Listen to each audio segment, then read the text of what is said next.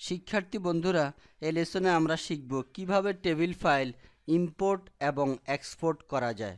আমরা যদি Microsoft office Axis 2007 প্রোগ্রামে থাকা অবস্থায় আমাদের ডাটাবেস ফাইলের কোনো টেবিলকে আমরা এক্সপোর্ট করতে চাই অথবা এক্সেলের কোনো ফাইলকে আমরা ইম্পোর্ট করে এই ডাটাবেসে সংযুক্ত করতে চাই, অন্তর্ভুক্ত করতে চাই, তাহলে এই কাজ আমরা কিভাবে করব। যেমন আমরা যদি এক্সেলের তৈরিকৃত কোনো ডাটাবেস ফাইলকে এই ডাটাবেসের আওতাধীন একটি টেবিল হিসাবে আমরা এখানে ইম্পোর্ট করতে চাই, তাহলে এই কাজটি আমরা কিভাবে করব তা এখন দেখব। আমরা এমপ্লয়ি ডাটাবেসের আওতাধীন একটি এক্সেলের ফাইল ইম্পোর্ট করব, সেই জন্য আমরা এইভাবে মাউস পয়েন্টার রাখব, রেখে মাউসের ডান বাটন একবার ক্লিক করলে এই মেনু আসবে। এই মেনু থেকে আমরা ইম্পোর্ট অপশন নির্বাচন করলে ডান দিকে আমরা অনেকগুলো সাব অপশন দেখতে পাবো। এখান থেকে যেমন আমরা এক্সেলের একটি ফাইলকে আমরা ইম্পোর্ট করতে চাই, সেজন্য এখান থেকে এক্সেল অপশন নির্বাচন করব। পর্দায় গেট এক্সটার্নাল ডাটা এক্সেল স্প্রেডশিটে ডায়লগ বক্স এরকম আসবে। এই ডায়লগ বক্সে আমরা দেখতে পাচ্ছি ফাইল নেমের ডান দিকে আমাদেরকে লোকেশন দেওয়ার জন্য কার্সর অবস্থান করছে। আমরা এখানে লোকেশন পরিবর্তন করে দিব, যেমন ব্রাউজ বাটনে ক্লিক করে। যেমন আমি এখানে দেখতে পাচ্ছি যে মাই ডকুমেন্টসের আওতাধীন এক্সেলে কিছু সংরক্ষিত ফাইল রয়েছে, যেমন স্যালারি 08। আমি এই ফাইলটিকে অ্যাক্সিস 2007 প্রোগ্রামের এমপ্লয়ি ডাটাবেসের আওতাধীন সংযুক্ত করতে চাচ্ছি, নিতে চাচ্ছি, সেজন্য আমি এটি এভাবে ক্লিক করে সিলেক্ট করব। তারপর এখান থেকে ওপেন বাটনে একবার ক্লিক করব। তাহলে এখানে দেখতে পাচ্ছি ফাইল নেমের ডান দিকে আমাদের স্যালারি ফাইলটি এরকম সংযুক্ত হয়েছে। তারপর আমরা এখানে ওকে বাটনে একবার ক্লিক করব। আমরা পর্দায় আরেকটি ডায়লগ বক্স এরকম দেখতে পাবো। এখানে কোনো পরিবর্তন না করে আমরা এখানে শো ওয়ার্কশিট রয়েছে, আমরা এখানে পরিবর্তন না করে আবার নেক্সট বাটনে একবার ক্লিক করব। এরপর আবার নেক্সট বাটনে আবার ক্লিক করব, আবার নেক্সট বাটনে ক্লিক করব। এরপর আমরা লেট অ্যাক্সেস অ্যান্ড প্রাইমারি কি আমরা দিতে চাই কিনা, যা আমার ডিফল্ট রয়েছে আমরা দিতে চাই, সেই জন্য নেক্সট বাটনে আবার ক্লিক করব। সবশেষে আমরা ফিনিশ বাটনে একবার ক্লিক করব। এরপর ক্লোজ বাটনে একবার ক্লিক করব। তাহলে আমরা দেখতে পাচ্ছি যে আমাদের এমপ্লয়ি ডাটাবেস ফাইলের আওতাধীন একটি শীট এখানে, অর্থাৎ একটি টেবিল এখানে ইম্পোর্ট হয়েছে, যার নাম হচ্ছে শীট 1। আমরা এর নাম পরিবর্তন করে দিতে পারি, যেমন আমি টাইপ করলাম এখানে স্যালারি 08, তাহলে এটির নাম হচ্ছে স্যালারি 08। অর্থাৎ কিছুক্ষণ আগে আমরা এক্সেলের যে ফাইলটি এখানে ইম্পোর্ট করেছি সেই ফাইলটি এখন হচ্ছে স্যালারি 08। কিছুক্ষণ আগে ছিল শীট টেবিল, এখন হয়েছে স্যালারি 08 টেবিল। এখন এই ফাইলটি আমরা ওপেন করে দেখব, সেই জন্য এই ফাইলের উপরে মাউস পয়েন্টার রেখে মাউসের ডান বাটন ক্লিক করলে যে মেনু আসবে সেই মেনু থেকে আমরা ওপেন অপশনটি নির্বাচন করব। তাহলে আমরা স্যালারি 08 ফাইলের আওতাধীন যে ফিল্ডগুলো ছিল বা যে ডাটাগুলো ছিল তা আমাদেরকে এরকম দেখাবে।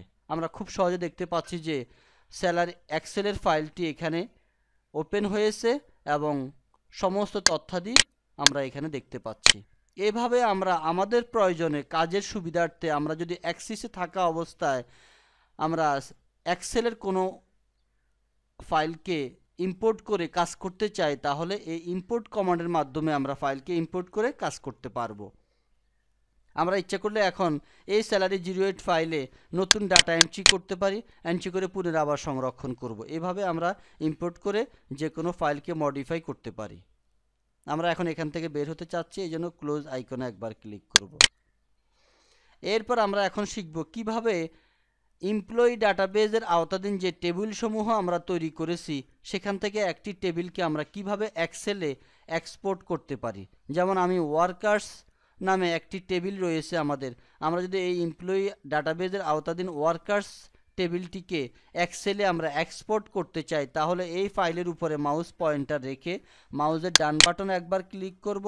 তাহলে যে মেনু আসবে এই মেনু থেকে আমরা এক্সপোর্ট অপশন নির্বাচন করে সরাসরি এক্সেল অপশন নির্বাচন করব।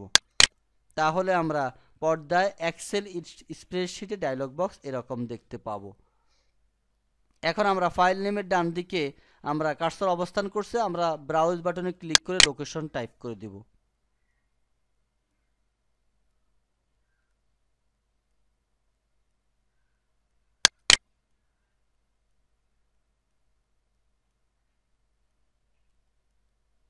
আমরা এখানে পরিবর্তন করব না, যেহেতু কিছুক্ষণ আগে আমরা যে ফাইলটি উপরে মাউস পয়েন্টার রেখে রাইট বাটন ক্লিক করে এক্সপোর্ট অপশন নির্বাচন করছি, সেই ফাইলটি হচ্ছে ওয়ার্কার্স। আমরা দেখতে পাচ্ছি আমাদের ওয়ার্কার্সের এক্সটেনশন এখানে পরিবর্তন হয়ে এক্সেলের এক্সটেনশন এখানে কম্পিউটার ডিফল্ট দিয়েছে। সেই জন্য আমরা এখন আর পরিবর্তন করব না, না করে ওকে বাটনে একবার ক্লিক করব, এরপর ইয়েস বাটনে একবার ক্লিক করব, এরপর ক্লোজ বাটনে একবার ক্লিক করব। তাহলে আমাদের এমপ্লয়ি ডাটাবেজের আওতাধীন ওয়ার্কার্স টেবিলটি এক্সেলে এক্সপোর্ট হয়েছে। আমরা যদি এটি এখন এক্সাম্পল স্বরূপ দেখতে চাই, তাহলে আমরা এই প্রোগ্রামটি মিনিমাইজ করে রাখবো, রেখে আমরা এক্সেলে প্রবেশ করব। এরপর আমরা ওপেন ডায়লগ বক্স ওপেন করে আমরা দেখতে পাবো যে ওয়ার্কার্স নামে একটি ফাইল এখানে আছে, অর্থাৎ কিছুক্ষণ আগে আমরা যেটি এক্সপোর্ট করেছি ওয়ার্কার্স, সেই ফাইলটির এক্সটেনশন হয়েছে এখন এক্সেলের এক্সটেনশন, অর্থাৎ XLSX। এখন এটি যখন আমরা ওপেন করব, তাহলে পর্দায় আমরা তার ডাটা দেখতে পাবো। আমরা এই ফাইলটি সম্পূর্ণ তৈরি করেছি অ্যাক্সিস 2007 প্রোগ্রামে। এখন এক্সপোর্ট করার কারণে ওই ফাইলটির এক্সটেনশন পরিবর্তন হয়েছে, আর এর সমস্ত ডাটা অক্ষত অবস্থায় আমরা এক্সেলের ওয়ার্কশিটে এরকম দেখতে পাচ্ছি।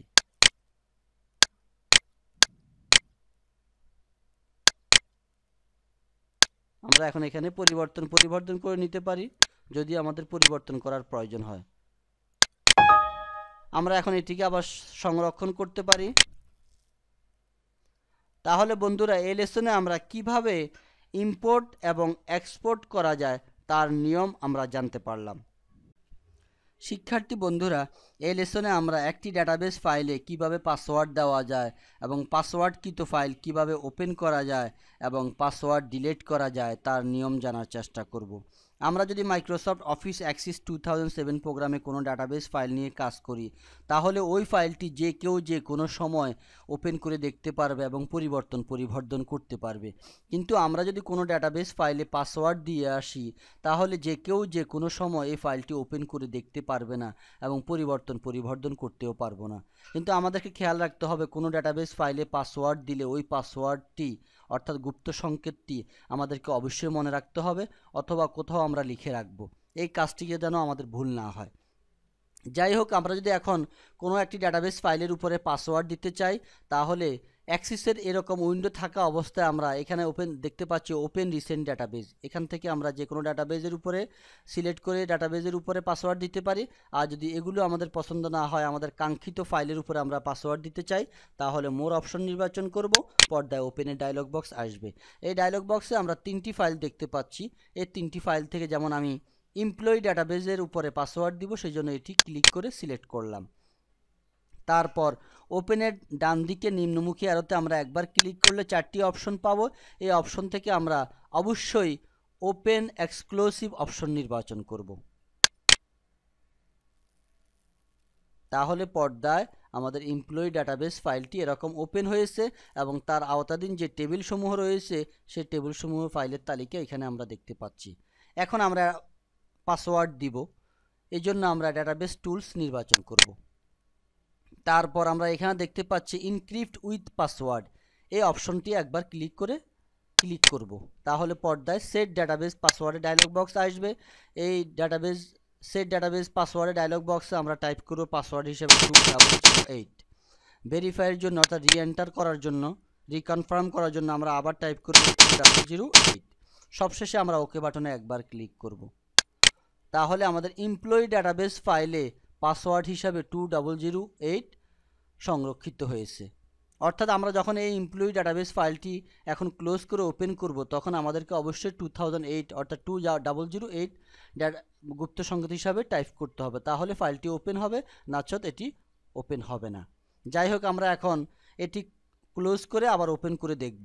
সেই জন্য আমরা এখান থেকে ক্লোজ ডাটাবেস অপশন নির্বাচন করলাম, তাহলে ফাইলটি ক্লোজ হয়ে গেল। এখন পাসওয়ার্ডকৃত ডাটাবেস ফাইলটি যদি আমরা ওপেন করতে চাই তাহলে মোর অপশন নির্বাচন করে ওপেনে ডায়লগ বক্সে আসব। যে ফাইলের উপরে পাসওয়ার্ড দেওয়া হয়েছে এটি হচ্ছে এমপ্লয়ি ডাটাবেস ফাইল, আমরা এটি ক্লিক করলাম। তারপর আমরা এখান থেকে সরাসরি ওপেন অপশন নির্বাচন করতে পারি অথবা ওপেন এক্সক্লুসিভ অপশন নির্বাচন করতে পারি। তাহলে পর্দায় পাসওয়ার্ড রিকোয়ার্ড ডায়লগ বক্স আসবে, অর্থাৎ আমরা যে পাসওয়ার্ড দিয়েছি এই ফাইলের উপরে তা এখানে টাইপ করতে হবে 2008। টাইপ করার পর আমরা ওকে বাটনে একবার ক্লিক করব, তাহলে ফাইলটি এরকম ওপেন হবে। আমরা ইচ্ছামতো যে ফাইলটি পরিবর্তন করতে পারি। তাহলে বন্ধুরা কিভাবে একটি ডাটাবেস ফাইলে পাসওয়ার্ড দেওয়া যায় এবং পাসওয়ার্ড ফাইল ওপেন করা যায় তার নিয়ম আমরা জানলাম। এখন আমরা শিখব যে পাসওয়ার্ডকে আমরা কিভাবে ডিলিট করব। এখন আমি চাচ্ছি যে আমার এই এমপ্লয়ি ডাটাবেস ফাইলে পাসওয়ার্ড থাকবে না, আমি পাসওয়ার্ড উঠাই দিয়ে নর্মাল অবস্থায় রাখবো, অর্থাৎ এটি স্বাভাবিক অবস্থায় ওপেন হবে। সেই অবস্থা করতে চাইলে আমাদেরকে অবশ্যই এই ফাইলের উপর থেকে পাসওয়ার্ড ডিলিট করে দিতে হবে। আমরা পূর্বে যে পাসওয়ার্ড দিয়েছি 2008 এটি এখন আমরা ডিলিট করব। সেই জন্য এই ফাইলটি ওপেন থাকা অবস্থায় আমরা ডাটাবেস টুলস অপশনটি নির্বাচন করব, তারপর ডিক্রিপ্ট ডাটাবেস অপশনটি নির্বাচন করব। তাহলে পর্দায় আনসেট ডাটাবেস পাসওয়ার্ডের ডায়লগ বক্স আসবে এবং এখানে আমরা যে পাসওয়ার্ড দিয়েছি এমপ্লয়ি ডাটাবেসের আওতাধীন তা হচ্ছে 2008। তারপর ওকে বাটনে একবার ক্লিক করব, তাহলে এই এমপ্লয়ি ডাটাবেস ফাইল থেকে পাসওয়ার্ড উঠে যাবে। এখন আমরা পরীক্ষা করার জন্য এটিকে ক্লোজ করে দেব, আবার ওপেনে গিয়ে আমরা ফাইলটি ওপেন করব। এখন ওপেন বাটনে ক্লিক করলে পাসওয়ার্ড আর চাবে না, আমরা খুব সহজে স্বাভাবিক অবস্থায় ফাইলটিকে ওপেন দেখতে পাচ্ছি। এখন এখানে দেখা যাচ্ছে এমপ্লয়ি ডাটাবেস ফাইল এবং তার আওতাধীন টেবিলগুলো রয়েছে। তাহলে বন্ধুরা এই লেসনে আমরা কিভাবে একটি ডাটাবেস ফাইলে পাসওয়ার্ড দেওয়া যায়, পাসওয়ার্ডকৃত ফাইল ওপেন করা যায়, পাসওয়ার্ড ডিলিট করা যায় ইত্যাদির ব্যবহার আমরা জানতে পারলাম।